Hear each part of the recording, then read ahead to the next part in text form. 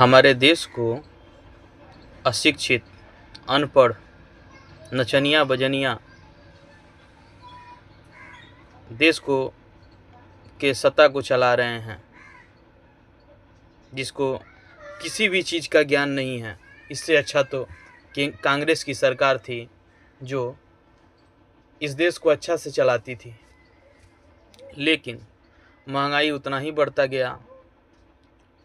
देश की आर्थिक स्थिति कोरोना के बाद से इतना ना खराब हो गई कि इस पे किसी को ध्यान नहीं है। चुनाव के समय मुखिया जिस तरह गांव में पैसा देकर वोट खरीदा जाता है, उसी तरह इस भी चुनाव में बिहार के चुनाव को में 10-10 हज़ार रुपया देकर औरतों से वोट लिया गया।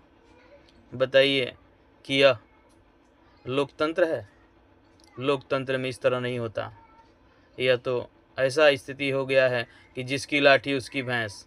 बताइए कि अगर किसी को कोई परेशानी हो, अगर कहीं कोई समाज में कोई काम करना हो, अगर वो कहने जाएगा तो वह तो पैसा लेके वोट दिया है।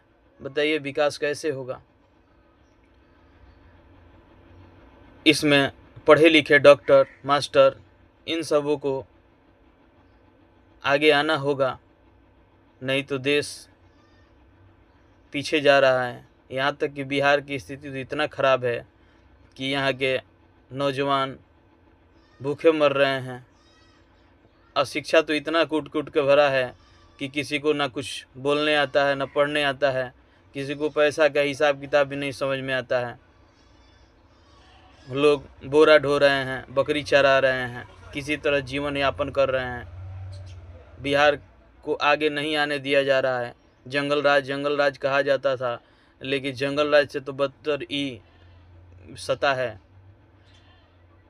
जिसमें केवल लड़की को ही सपोर्ट किया जा रहा है। ठीक है, यहाँ तक कि लड़कों पर भी ध्यान दिया जाए, केवल लड़की आगे चले जाए तो इससे कुछ नहीं होगा। अरे शिक्षा सब लोगों के बराबर है, सब लोग के अधिकार है शिक्षा बराबर लेने का, लेकिन इस सरकार में केवल एक तरफा हो रहा है, जहाँ से जिस तरह वोट हमको मिल जाए।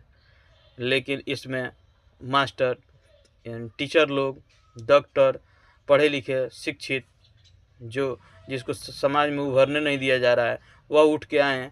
जिस तरह नेहा सिंह राठौर है, उसी तरह बहन बेटी भाई लोग आए तो इस देश का विकास होगा।